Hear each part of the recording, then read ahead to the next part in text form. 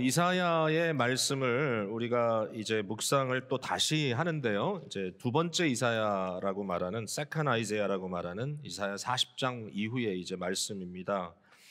어, 소망의 메시지가 참 많이 나오죠.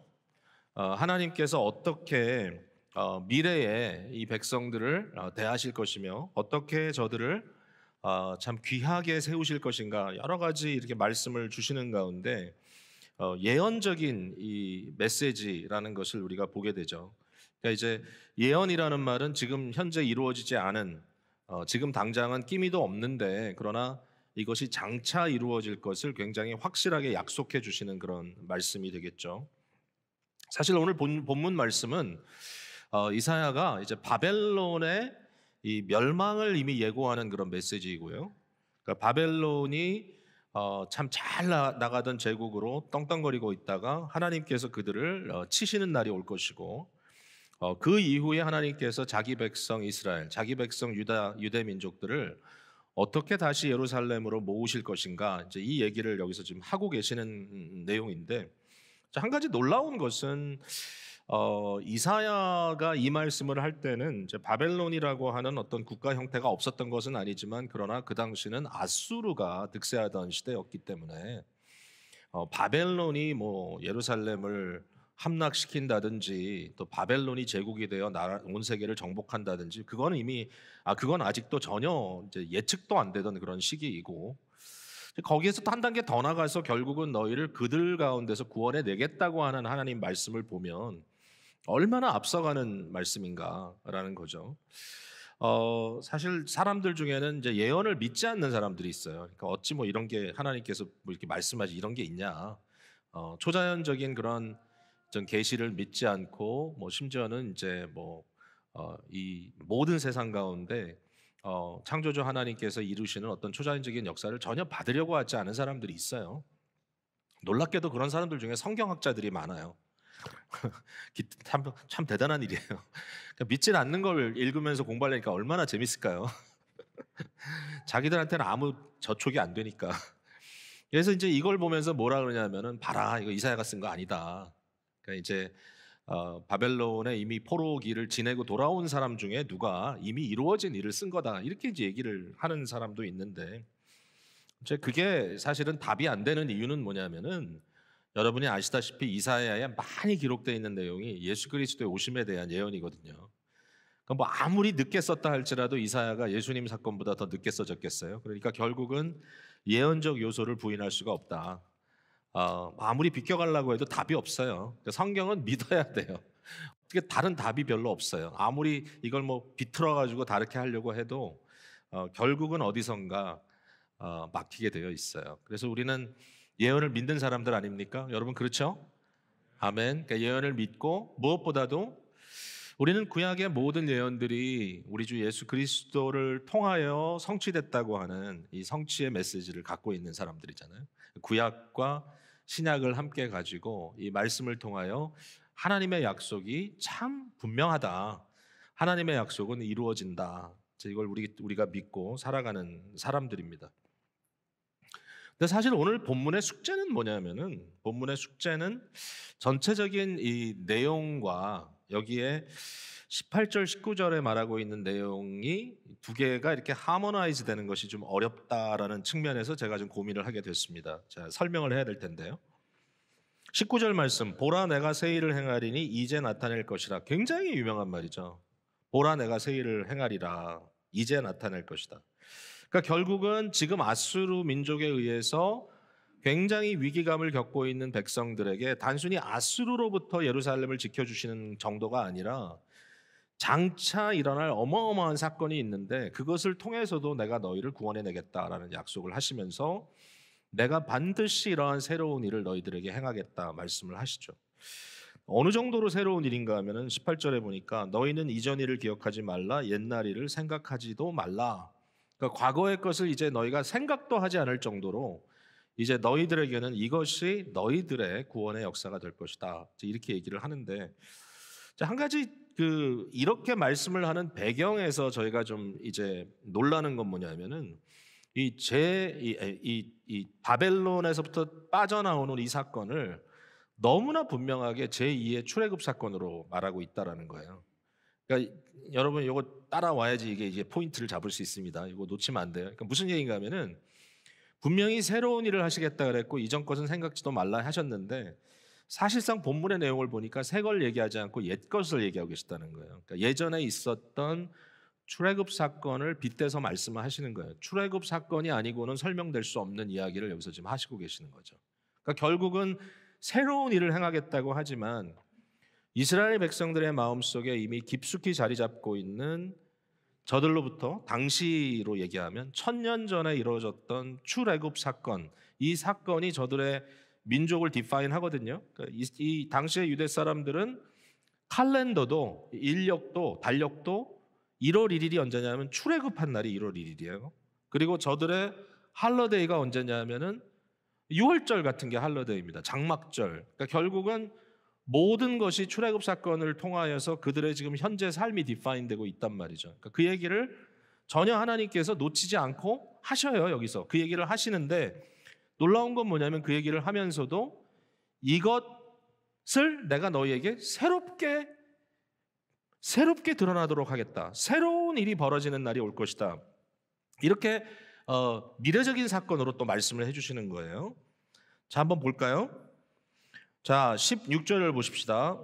나 여호와가 이같이 말하노라. 바다 가운데의 길을 큰 물 가운데에 지름길을 내고. 이거는 지금 주님께서는 14절 이후로 지금 바벨론이 패망되고 바벨론으로부터 하나님의 백성들을 다시 예루살렘으로 끌고 가는 사건을 설명을 하는데 그 설명하는 방법이 뭐냐면 바다 가운데 길을 내겠다. 큰 물 가운데 지름길을 내겠다. 근데 바벨론에서 예루살렘으로 오는 길에 바다가 없어요.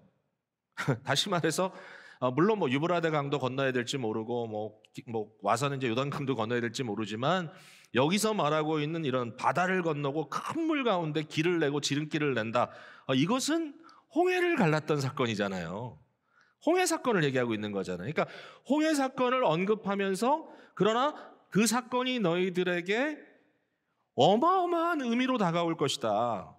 어떤 과거에 1000년 전에 있었던 사건이 아니라 너희 시대의 너희의 사건으로 이것이 새롭게 제2의 출애굽 사건으로 경험되게 될 것이다. 이렇게 이제 말씀을 하시는 거잖아요.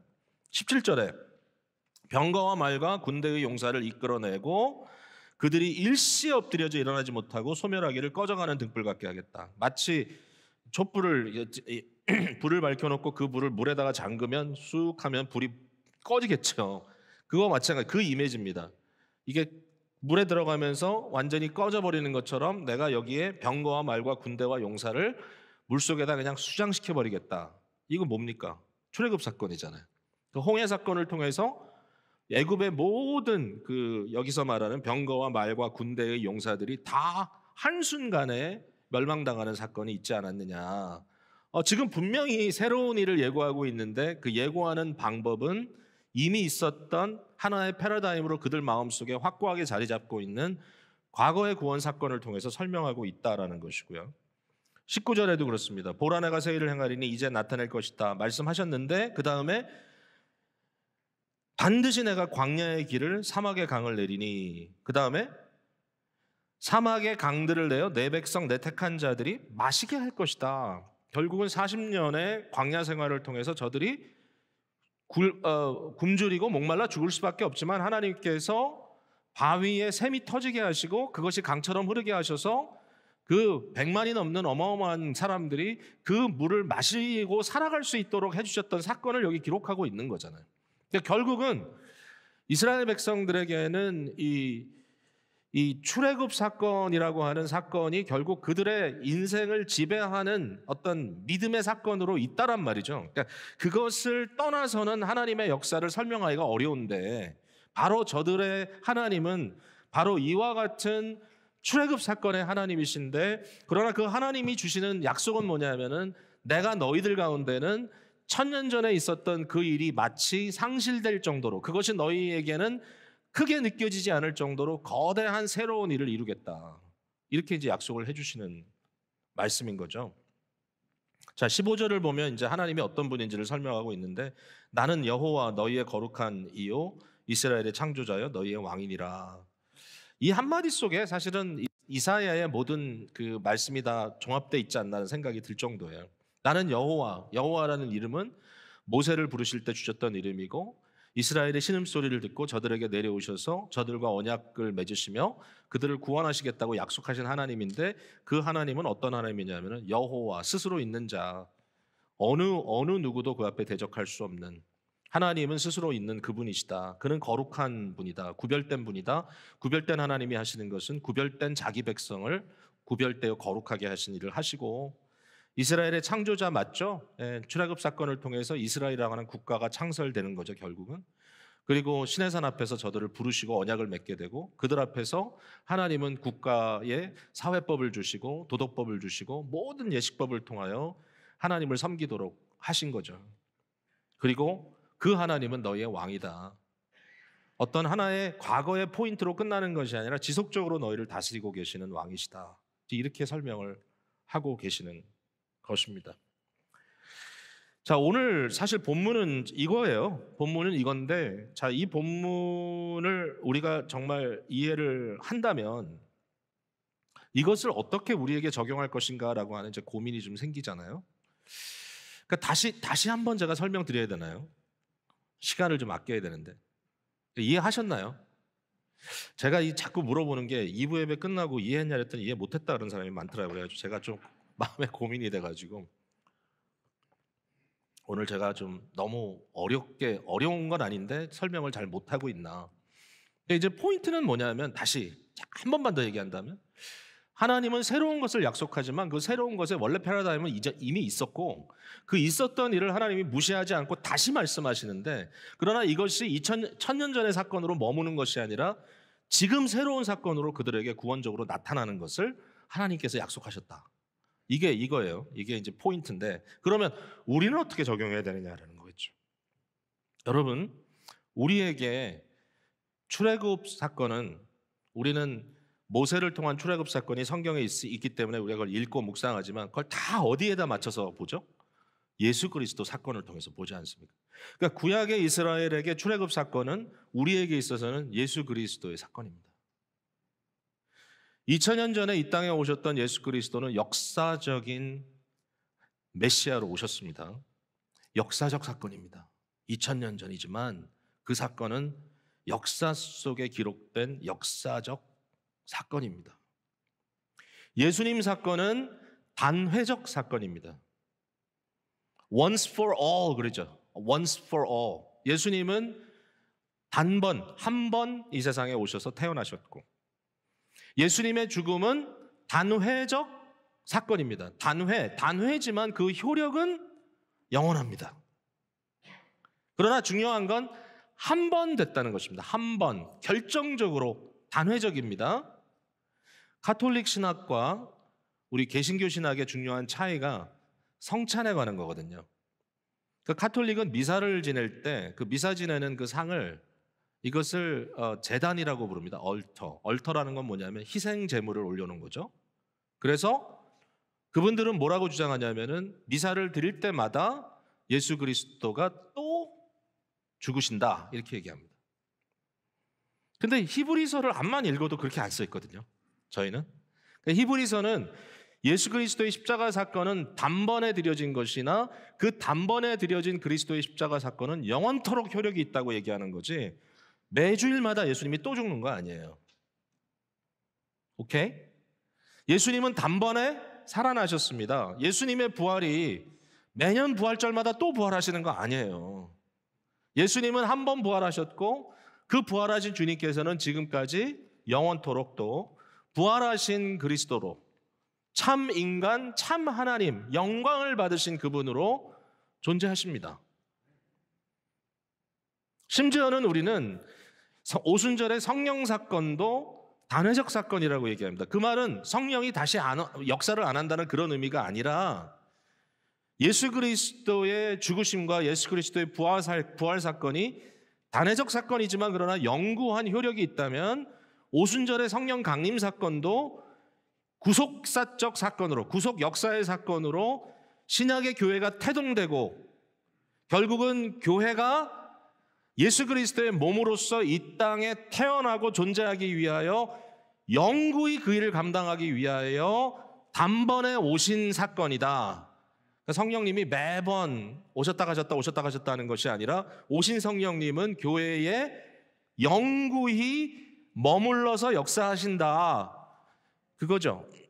문제는 교회가 타락하고 헷갈리고 자기 일을 제대로 못하고 성령님을 인정하지 않고 성령님의 충만함을 경험하지 않을 때 안타깝게도 이 모든 역사들의 의미가 좀 뭔가 부족해 보이지만 그건 마찬가지입니다. 예수 그리스도의 보혈의 피가 효력이 있지만 그러나 구원의 이 역사에 대해서 우리가 감사하지 않고 죄와 열심히 싸우지 않고 예수 그리스도의 부활에 대한 사건도 그것이 우리에게 궁극적인 승리일 뿐만 아니라 날마다 그리스도와 함께 죽고 그리스도와 함께 살아가는 사건 속에 우리 속에 이게 역사되지 않으면 안 되는 것처럼 성령 강림 사건도 그렇게 이해할 수 있다.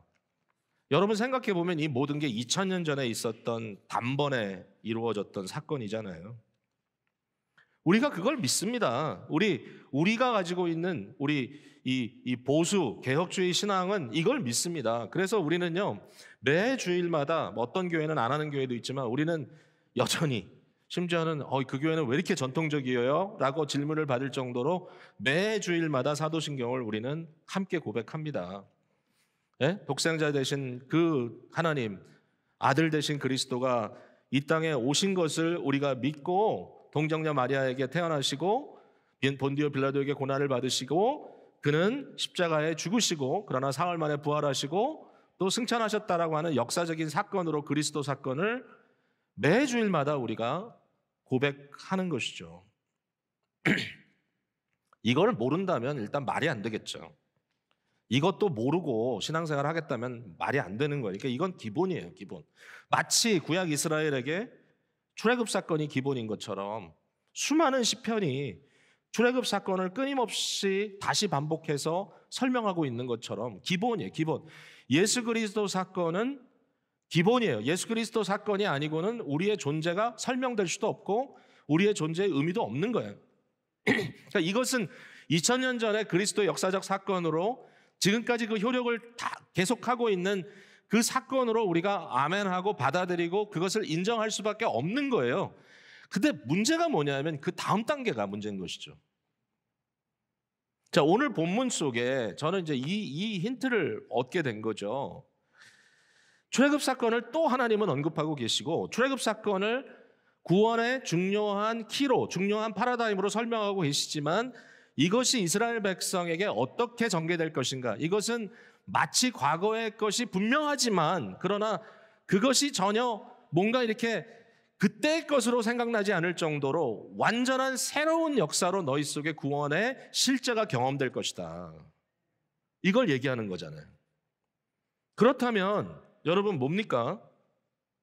예수 그리스도 사건이 2000년 전의 사건으로 어떤 과거의 사건으로 국한되어 있는 것이 아니라 그 사건은 분명히 역사적 사건이지만 그러나 그리스도를 통한 구원의 사건이 현재적으로 우리의 삶 속에 새롭게 구원의 역사로 이루어지는 것들이 기대돼야 된다라는 거 아니겠어요? 이게 기대될 수 있다.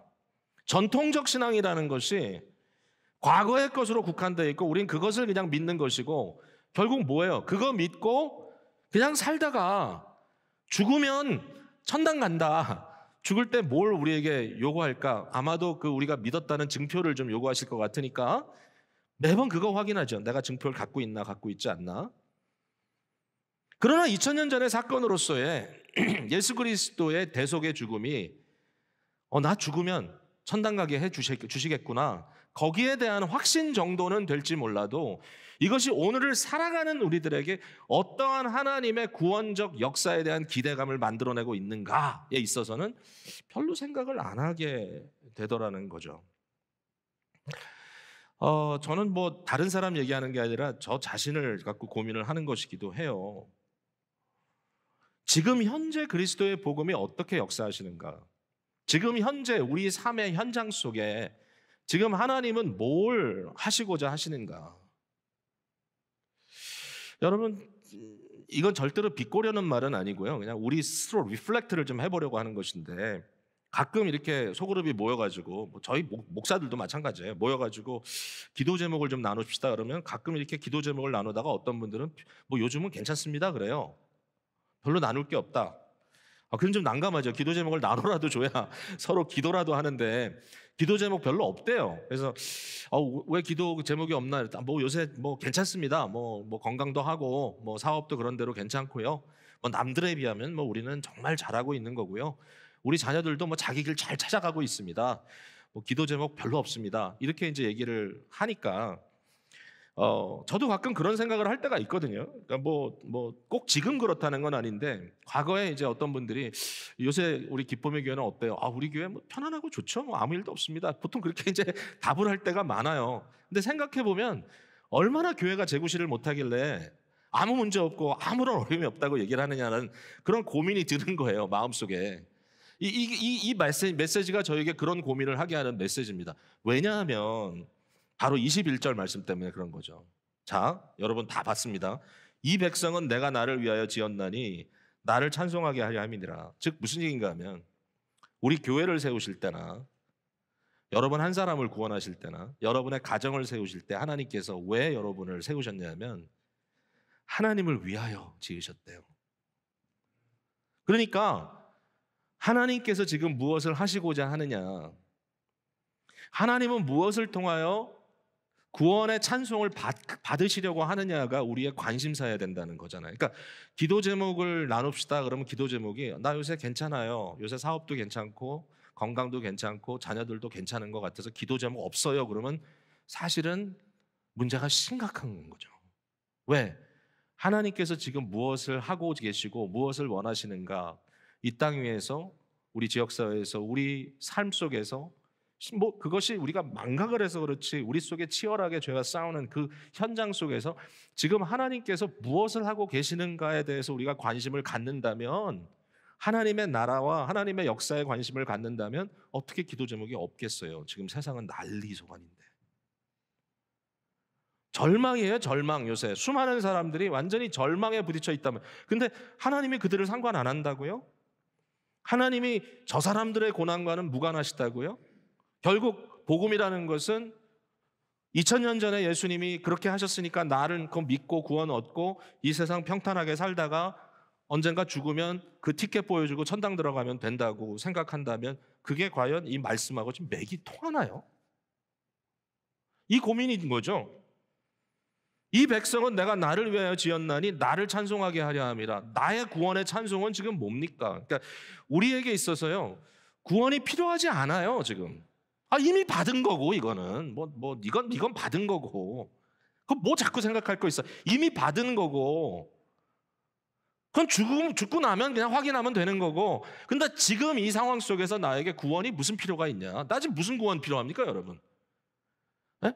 경제 좋고, 예를 들어서 뭐 요새 지금 코비드 때문에 다들 그거 갖고 코비드 하지만 실제로 지금 우리에게 구원이 절실하지 않고 그 구원의 역사 자체가 우리에게 그냥 사소한 일이기 때문에 되면 좋고 안 되면 말고 우리의 삶 자체가, 신앙 자체가 결국은 맥락이 없어져 버렸다는 거 아니겠어요? 그러니까 제가 이런 말씀을 하면서 지금 뭐 남을 성토하는 거나 뭐 여러분을 비난하는 거나 이게 아니고 제 고민을 좀 하고 있는 것 같아요. 예. 이때에 과연 나의 고민이 무엇이어야 되겠는가?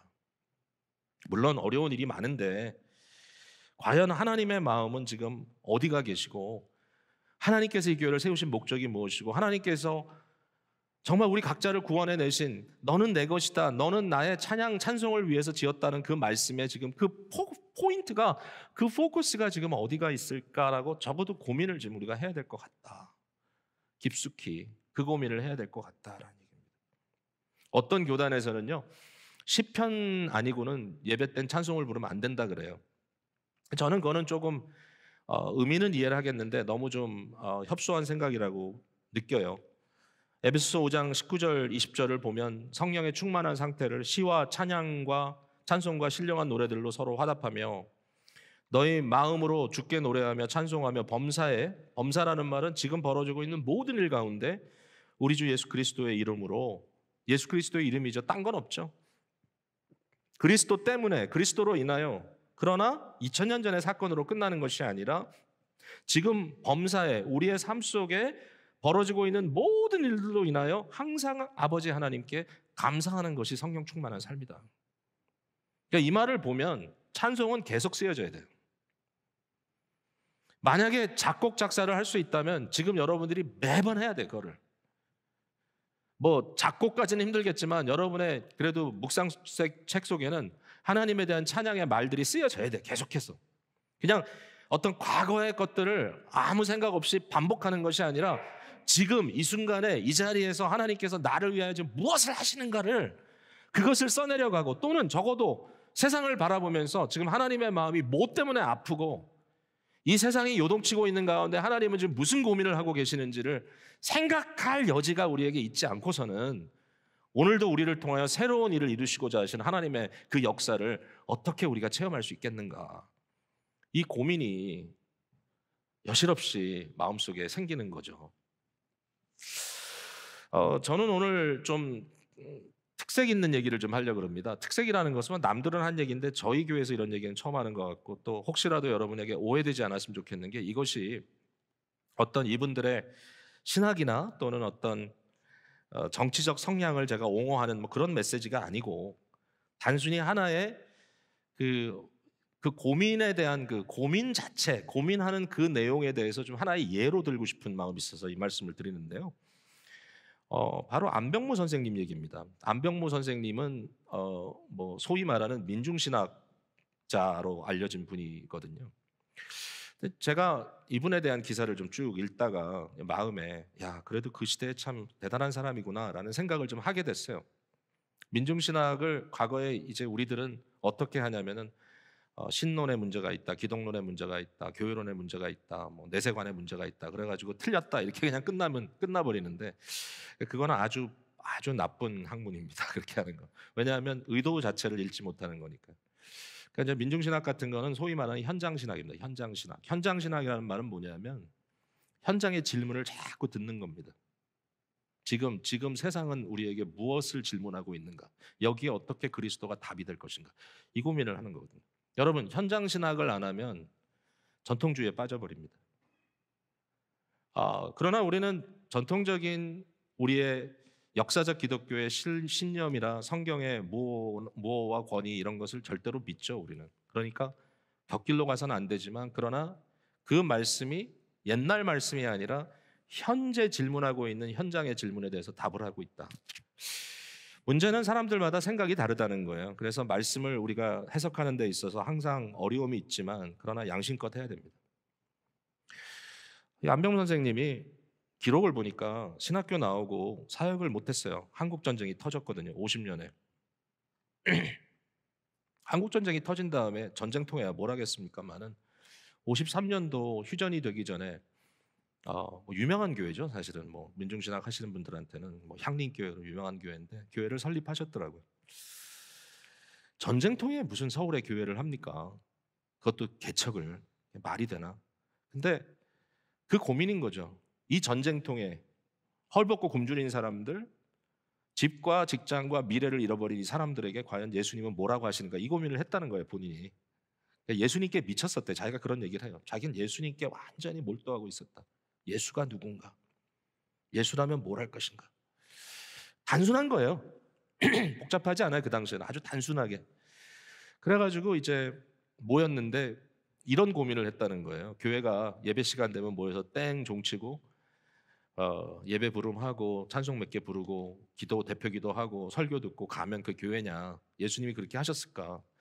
예수님이 군중들 모아놓고서는 자 이제부터 예배 시간이니까 조용히 해 땡땡땡으로 예배를 드리셨냐? 이런 이제 굉장히 좀 일차원적인 고민을 하신 거고, 성찬에 대해서도 지금 성찬 시간입니다. 요만큼씩 나누는 게 성찬이냐? 배고프고 헐벗고 굶주린 사람들에게 떡을 같이 떼고 식탁 공동체를 만들어서 밥상 공동체로 나누는 게 성찬이 아니야. 뭐 이런 고민을 한 거예요.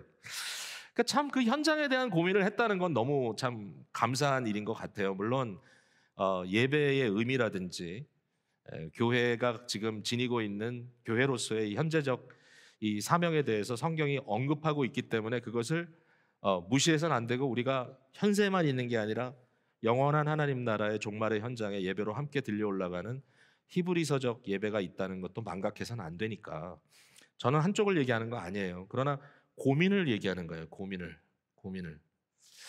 이분이 예수를 알고 싶어서 독일을 갔어요. 독일이 당시에나 뭐 하여튼 20세기에 신학 그러면 독일이니까요, 독일. 근데 독일의 신학은 엄청나게 자유주의화가 된 겁니다. 자유화가. 그러니까 이 리버럴라이즈 됐다는 건 뭐냐면 성경을 이제 제대로 읽지를 않는 거죠. 성경을 완전히 무시하는 거죠.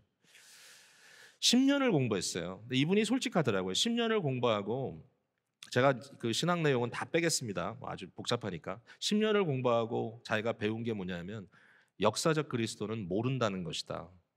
여러분 허무하죠? 10년 신학 공부했는데 결론이 뭐냐면 2000년 전에 이 땅에 오셨던 실제적인 예수 그리스도는 누구도 모른다. 복음서 왜 읽어요? 복음서는 역사적 기록이 아니라 사도들의 고백뿐이다. 고백, 캐리그마, 선포다. 그건 뭐예요? 그건 뭐 사실 역사적 그리스도와 꼭 맥이 통하는 거 아니다. 그들은 부활을 외쳤다. 부활 안 믿잖아요, 그 사람들. 예수 그리스도의 부활 안 믿잖아요. 예수 그리스도의 승천 안 믿잖아요. 이 독일의 신학자들이. 그러니까 결국은 뭐냐면 역사적 그리스도는 단절돼 있어서 우리가 모른다. 그거를 10년 동안 배웠대요, 이분이. 그리고선 돌아왔어요. 그걸 믿었어요, 이분은. 겸손하게. 아, 신학이 그렇다니까 그런가 보다. 역사적 그리스도는 모르나 보다. 근데 그가 고백합니다. 근데 예수를 알고 싶어서 미치겠더래요. 예수가 어디 있지? 예수가 뭘 하지? 네. 저들이 굉장히 주객도식을 해가지고 아주 객관화시키고 이상화시킨 예수 그리스도가 전혀 와서 닿질 않는 거예요. 주객도식이란 말 있잖아요. 주와 객을 나눠가지고 내가 예수를 믿는다 안 믿는다. 그게 캐리그마다. 잘라가지고 그리스도는 저기 계시고 나는 여기 있고 전혀 어떻게 이렇게 좀 일종의 하나의 이론화되어 있고 이런 예수가 역사적 그리스도를 만나고 싶은데 만날 길이 없어. 만날 수 없다니까 신학자들이. 그러다가 마가복음을 그냥 읽기 시작하는 겁니다. 마가복음이라는 것은 가장 단순한 복음서잖아요. 가장 먼저 쓰여졌고 거기에는 설교나 이런 메시지가 별로 많이 안 들어있고 비교적 그냥 예수님의 행적이 나오고 그리고 전혀 꾸며져 있지 않은 듯한 굉장히 raw해 보이는 그 마가복음을 가지고 고민을 하는데 이제 이분이 이걸 왜 이렇게 읽냐 하면은 70년대 읽는 거예요. 70년대 산업화 시대에 그 노동자들의 착취의 현장 속에서 분신 자살을 하기도 하고 이러한 상황 속에서 누군가 지배자들의 양심을 깨워야 된다라고 하는 고민을 하고 있는 차에 이분이 이 상황 속에 예수님은 어디 계신 거지라고 질문을 하기 시작하는 겁니다. 현장 신학이라니까요. 이 현장에 착취당하는 노동자들의 현장에 예수는 어디 있냐? 네. 물론 이건 뭐 계속해서 좀 정치적으로 어플라이를 하니까 조금 아쉬운 면도 있지만 그러나 이 질문은 굉장히 저는 타당한 질문이라고 생각합니다. 여러분 우리 너무 편하게 살면 이제 그 질문이 안 생기죠. 나만 잘 살면 되니까요. 네. 근데 어떤 고난을 당하고 있는 무리들에 대해서 지금 예수님은 지금 이 현장에서 뭘 하고 계시는가? 지금 막 아수라장인데 여기에 예수님은 지금 어디 계시는가? 이 질문을 했다라는 것이고 마가복음 속에 중심축을 제자들에게서 찾지 않았어요. 못 찾겠더라는 거예요. 왜? 마가복음의 제자들은 다 한심해 보였어요.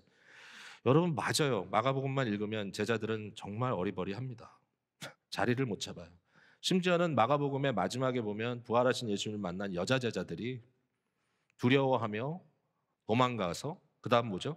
아무에게도 아무 말도 안 했다가 끝이에요. 마가복음이 원래 끝이에요. 그게 나중에 좀 어색해서 덧붙이긴 했지만 그 우리 요 부분은 우리가 제가 뭐 이게 자유주의자라서 이런 얘기를 하는 게 성경의 아주 전통적인 견해입니다. 이것은 그러니까 우리가 믿는 바가 그러니까 마가복음은 마가복음으로서의 의미가 있습니다. 제가 그렇게 얘기한 이유가 뭘까라고 저는 답을 드렸죠. 예수님의 부활에 대한 증거의 책임이 누구에게 있느냐? 이미 이루어졌다가 아니라 우리에게 주어지는 질문으로 주어지고 있다라고 저는 마가복음을 해석합니다. 그러나 그분이 봤을 때 마가복음의 제자들은 너무 비효율적이고 거기 예수님을 배반한 제자도 나오고 그러니까 굉장히 답답한데 예수님의 중심이 어디 있느냐 보니까 무리에게 있더라. 무리. 수많은 무리가 그를 따르매. 예수님은 특별한 엘리트가 아니더라. 예수님은 평범한 분이고, 예수님은 목수였고, 예수님은 심지어는 자기의 가정도 꾸리지 못할 정도로 어려운 사람이었고, 어려운 형편이었고, 예수님은 정규 교육을 받지 않았고, 예수님은 그 가난하고 힘들고 가장 낙후되어 있는 갈릴리 사람들과 함께 있었고, 그들의 한을 풀어주고, 뭐 한이란 얘기도 나오죠. 병을 고쳐주고. 그 예수님은 예루살렘 중심부에서 예루살렘파와 로마의 정권에 의해서 무참하게 십자가에 달려 죽임을 당하게 되는. 그가 어떻게 부활했느냐? 어디에서 부활했느냐? 뭐 이렇게까지 나가는 거죠. 결국 예수님의 부활은 예루살렘 사건이 아니라 갈릴리로 오면 나를 만날 것이다. 결국은 갈릴리의 군중이 그리스도로 다시 일어나는 것이다. 이렇게 이제 해석을 하기 시작하는데, 거기까지는 안 갈게요, 제가. 여러분 혼동되지 마세요. 왜냐하면 저는 예수 그리스도의 육체적 부활, 실제적 부활을 믿어요. 그리고 그래야 복음은 성립이 돼요. 그냥 자기 위로 정도가 아니에요. 그러나 중요한, 적어도 안병무 선생님의 고민은 뭐냐면, 예수가 어딨냐 봤더니 예수가 민중이었고 민중이 곧 예수더라. 거기에서 예수 그리스도의 현재적, 현장적 갈등과 스트러글이 있더라. 우리는 거기에 대해서 무관하게 살 건가? 라는 질문을 던지고 자기도 투쟁하다 감옥도 가고 그럽니다. 고문도 당하고. 자, 여기까지 얘기할게요. 이제 말씀을 이제 정리하려고 하는데, 제가 어제 우리 교육자들에게 얘기했어요. 오늘 내가 민중신학 얘기를 할 텐데 좀 고민은 된다. 혹시라도 이 얘기를 듣고 혹시 교인들 중에 좀 헷갈리는 분들이 계시면 어떡할까. 근데 다시 말씀드리지만 이거는 예입니다. 예. 하나의 이기샘플이고, 이런 고민을 한 것 자체를 얘기하는 것이지 그분들의 답이 100% 성경적이고 옳았다라고만 얘기하는 건 아닙니다. 그러나 이 고민을 했다는 거고, 이 고민이 그들의 삶을 바꿨다는 거죠. 예, 뭐 민중하는 분들 중에 정말 어렵게 힘들게 노동계층으로 사셨던 분들도 계시지만, 안병무 씨 같은 분은 굉장히 잘 나가는 분이었거든요. 엘리트고. 그러나 자기의 라이프를 거기에 던지지 않으면 안 된다고 하는 그러한 심각한 고민을 한 걸 보면, 제가 거기까지만 얘기하고 제 자신을 비교해 보면 저는 감옥 가고 싶은 마음이 전혀 없거든요. 저는 지금 분신자사라는 민중들을 위해서 제 몸을 살 그런 생각 없어요. 없어요, 저는. 왜? 그게 뭐 그렇게 하면 안 되지, 지혜롭게 살아야지, 그게 아니라 저는 제가 편한 게 좋아요. 네. 좀 죄송한 표현이지만 지금도 고민해요. 고민을 하는 게 많아요. 그러나 솔직히 제 마음이 그분들보다 나의 신학이 더 훌륭하기 때문에 제대로 살고 그분들은 잘못 살았다고 얘기하기가 좀 아까워요, 마음이. 안타까워. 그건 뭐냐 하면, 얼마만큼 제 삶 속에 그리스도가 현장화가 안 됐으면 이렇게 안일하게 그저 전통적인 포뮬라만 계속 얘기하면서 이게 교회다라고 얘기하고 가겠는가. 여러분, 도전은 하겠습니다, 이 말로. 이제부터 할 일은 이제부터 태산입니다. 아니, 왜? 여러분에게 지금 구원이 어떻게 이루어지느냐를 고민해야 되니까요. 여러분에게 그리스도가 지금 어떻게 이루어집니까? 여러분 혹시라도 일꾼들 착취하고 계십니까? 뭐 그런 사람, 뭐 이민자들 중에 얼마나 있겠습니까마는, 예수님이 여러분에게 어떻게 구원을 이루고 계십니까 지금? 여러분만 돈 많이 벌면 됩니까? 아니잖아요. 교회 안에 죽어가는 사람들에 대해서도 별로 관심이 없고 내 건강만 챙기면 된다라고 생각하고 사시는 분 안 계시겠죠. 그러나 오늘 시대가 하도 개인주의적이고 하도 커머셜라이즈돼 있고, 결국은 소비자로서 이 교회는 내가 와서 좋은 말씀 듣고 내 품위 차리고 그냥 편안히 왔다 편안히 가면 뭘 더 원하겠어라고 생각하면서 살아오잖아요, 사람들이. 그게 현 시대의 고민이잖아요. 설교는 이렇게 하고 삶에 아무런 영향을 미치지 않을 수도 있어요. 그게 또 고민이에요, 우리의. 그러나 적어도 현장 속에 이 복음이, 보라, 내가 새 일을 행하리니 이제 나타날 것이다. 이 말씀을 하시는 하나님의 이 그리스도의 현재적 사역이 과연 뭘까? 이걸 좀 익사이팅하게 눈을 열고 살펴보면 뭔가 좀 불편한 일이 있어도 좀 우리가 좀 나가기보다는 그냥 안주하는 것이 더 편해 보일 수 있다 할지라도 그 순간에 우리의 마음속에 결단하고 나갈 수 있는 그 무엇, 가장 나를 필요로 하는 사람, 가장 고민 속에 빠져 있는 사람들에게 그리스도적 위안을 줄 수 있는 방법이 뭘까? 이런 고민들이 결국 돼야 되지 않을까? 솔직히 저는 그 일을 잘 못했습니다. 기관을 관리하고 설교를 하고 말씀 공부하고 이거 참 저는 그냥 이렇게 매니지하는 쪽을 잘 더 연구를 한 것 같아요, 솔직히.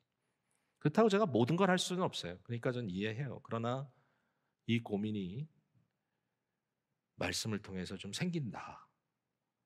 여러분들께도 이 고민을 좀 나눠드리고 싶습니다.